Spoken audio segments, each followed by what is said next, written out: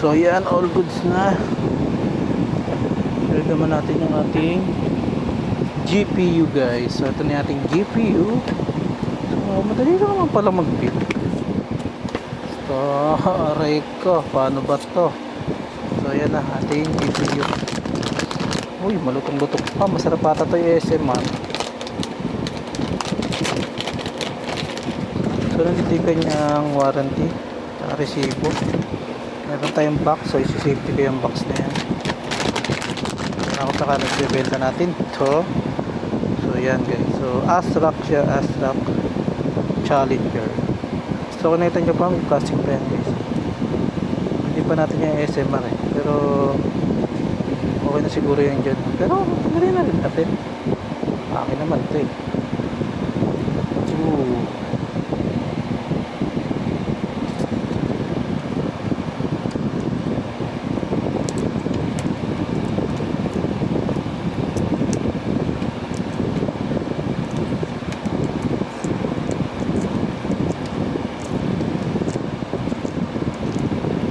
akin is akin boy. Wala pa tayong anti-static niyan boy. Hintay ako lakas boy.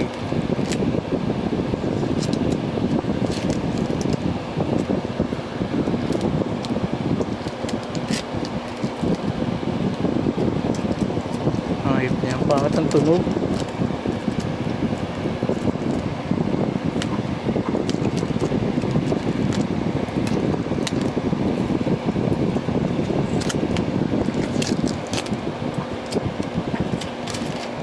Uy. Uy. Uy.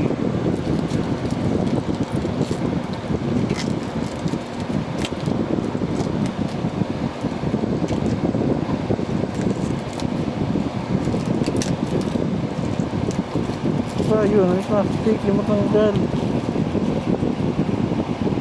So ang diskarte niyan guys,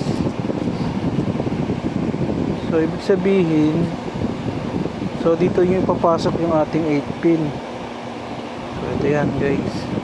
So ibig sabihin may pasobra. So ito, diskarte nito.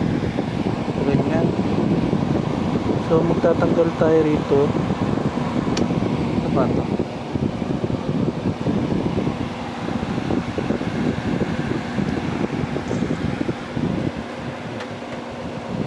Try lang natin guys ha. Baliktad ba? Baliktad. Ay hindi, tama naman eh.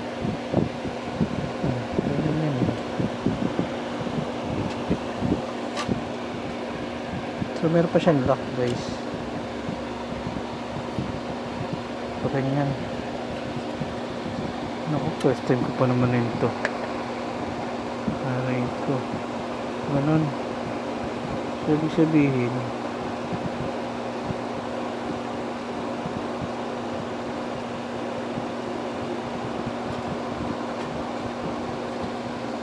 mabaklasin ito.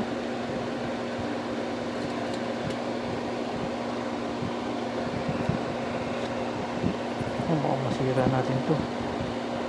Hindi ako talagang importante. Wait lang ha. So ang mangyayari pala is tatanggalin natin ito, tapos sasempok na sa gedli. Wala, pag-aralan ko lang guys ha.